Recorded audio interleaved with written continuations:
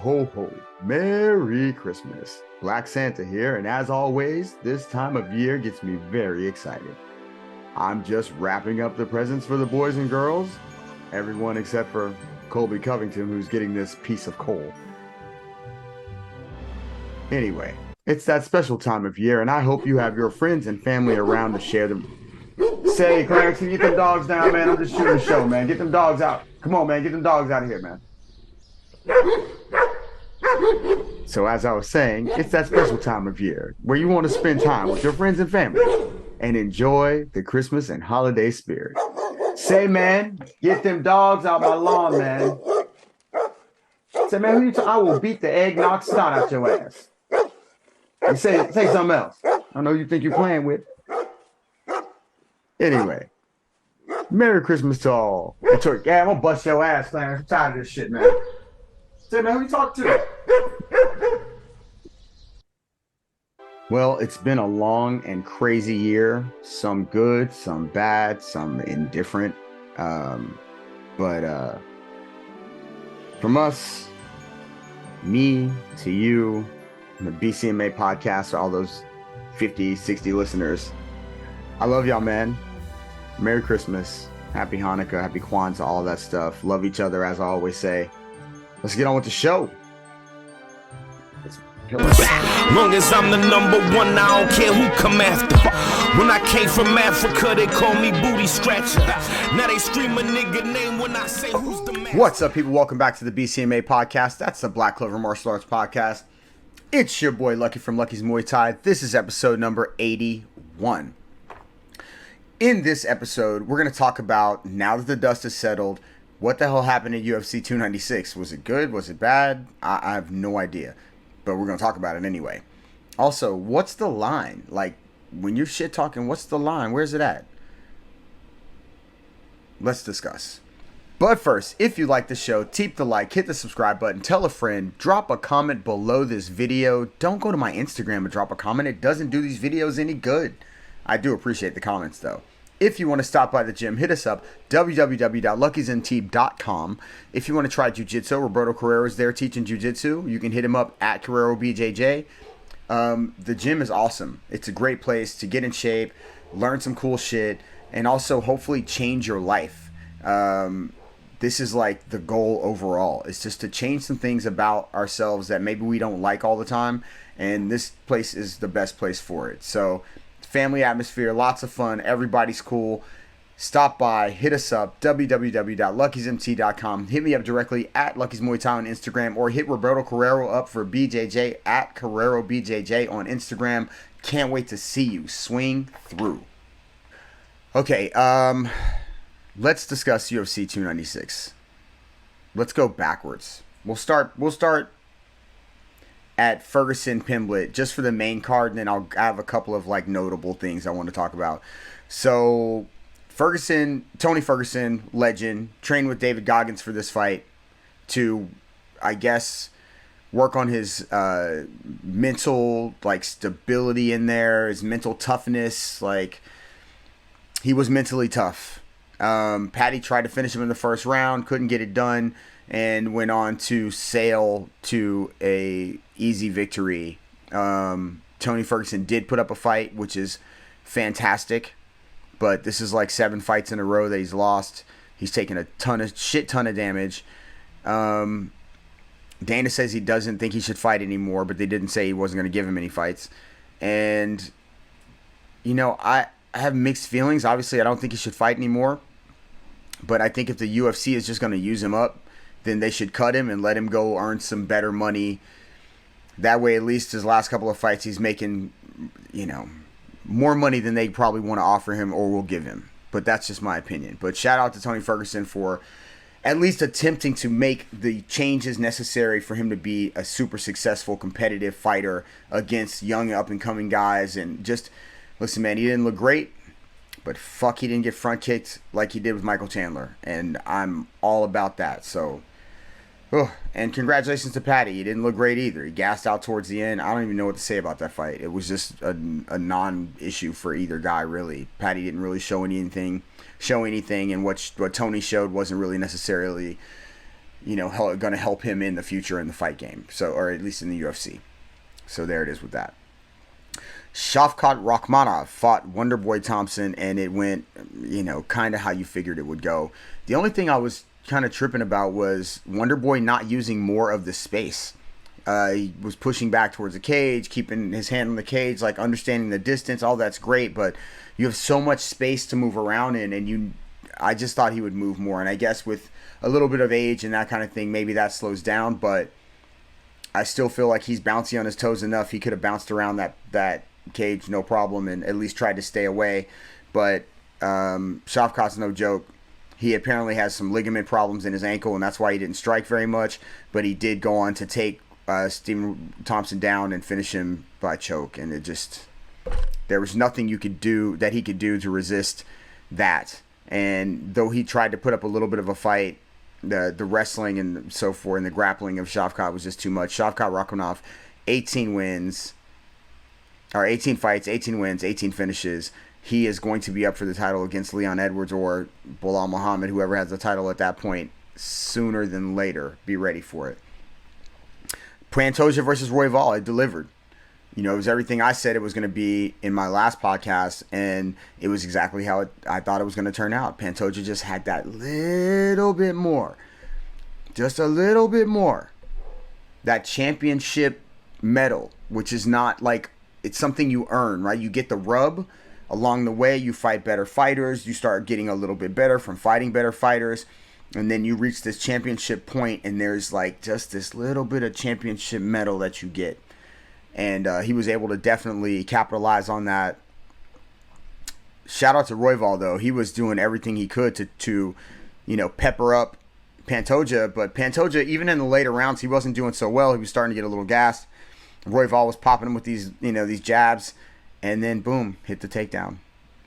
Hit the takedown, top position, control the position, little ground and pound, keep his ass there, try to go for some subs. Like, Pantoja did everything a champion's supposed to do in that situation, and that's basically when you have an opponent just as tough as you have to find a way to win no matter what. And he did it strategically. And Royval fought him off as best he could and did everything he could in the right moments, but Pantoja was just too much. All right, main event, Leon versus Colby. I feel like with that kind of intro, like Leon versus Colby Covington, it should have been a better fight. I'm going to say that it takes two to tango, and my biggest issue with this fight was that Colby did not come to tango. And it's disappointing because I kind of wanted to see Leon stomp a mud hole in his ass. The thing about selling fights is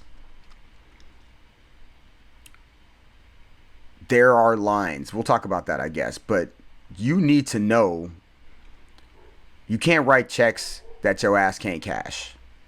If you're going to talk the biggest talk, you better have the biggest fight or the biggest bite. Because you cannot say things about a person's dead relative and then get in the cage and run backwards, basically. And then finally get a takedown in the 5th round, an opportunity after he's basically out-wrestled you, which is your game, and you hit him with the...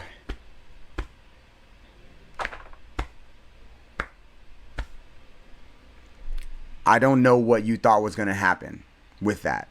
I don't know if champion Leon Edwards, who just beat you for 4 rounds, was... I don't know why I'm talking to you directly, Colby. I don't really know you or anything, but, like, you talked a ton of shit, bro, and that kind of shit, you got to be ready to fucking go to war on. Conor talked a bunch of shit about Khabib and his family or whatever throughout that time. And he did the same shit, man. He got in there and was tired. It's just business. It's just business. No, man, business is business. Selling the fight, saying, I'm going to beat your ass. You're going to beat my ass. I'm going to beat your ass. You don't train enough. Whatever it is. You're a punk. All these different things. You can even go really close an edge to that line. But when you start crossing lines, families and shit like that, and you don't come to fight,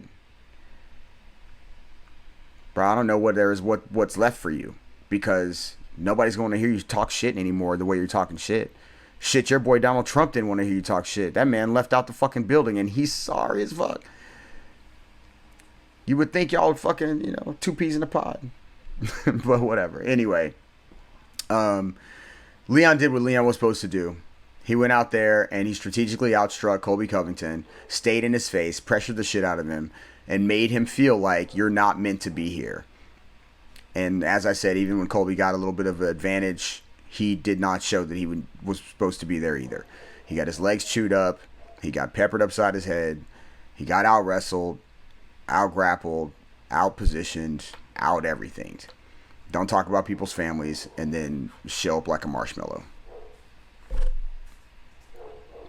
Notable fights on this were Irina Aldana versus Carol Rosa. That fight was crazy. Irina Aldana,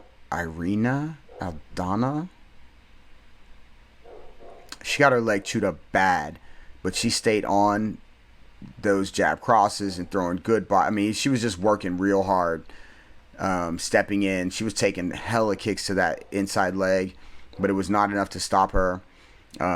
She won a unanimous decision over Carol Rosa, but Carol Rosa was bringing the heat. Both of those ladies, that was the fight of the night to me. That was the fight of the night.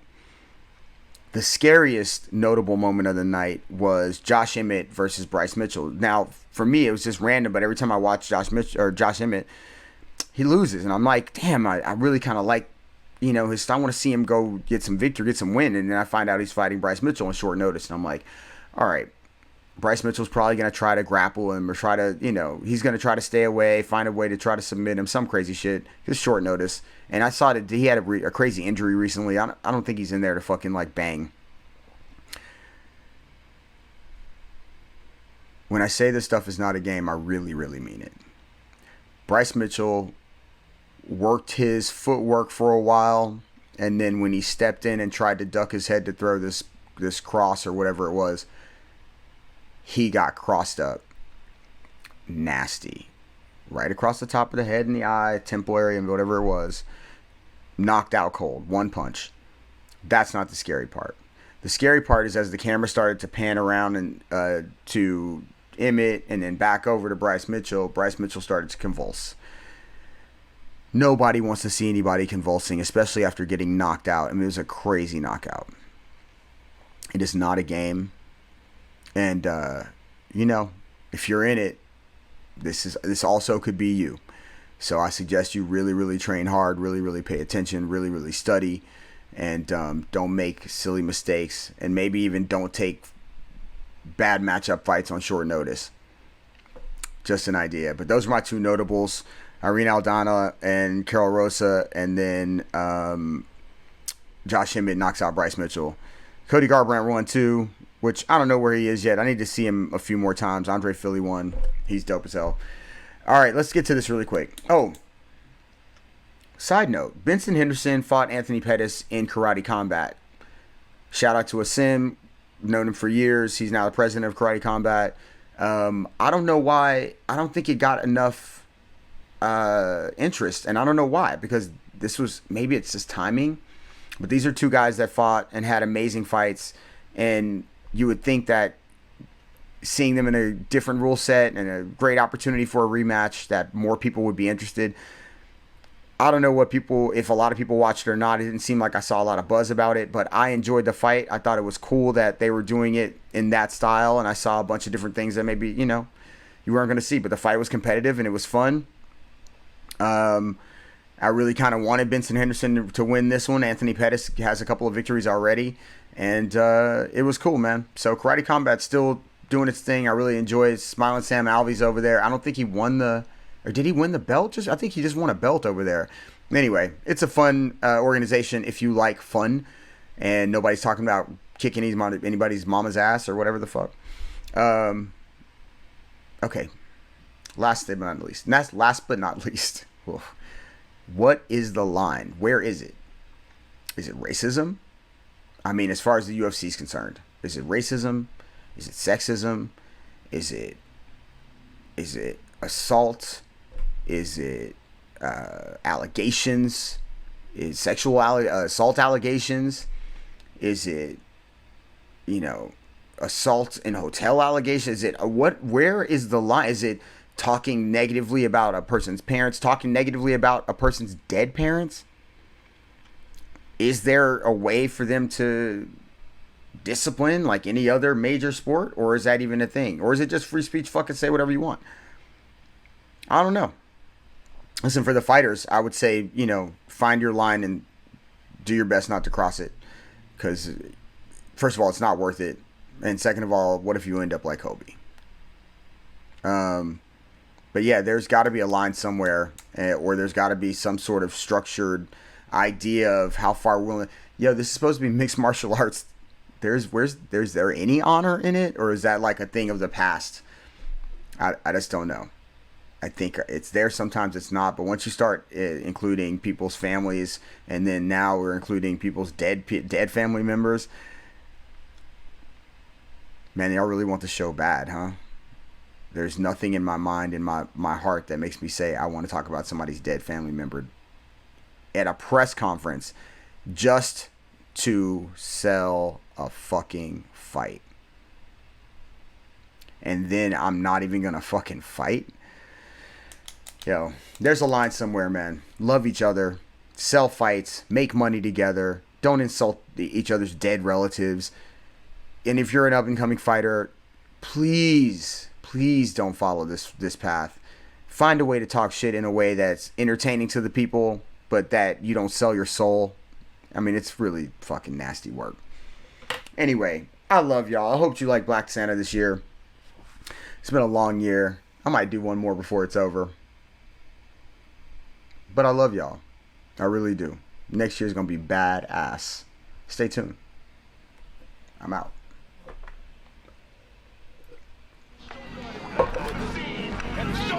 This world will take a good man and they change him to a villain when the system's been set up by racists trying to kill him. I just wanna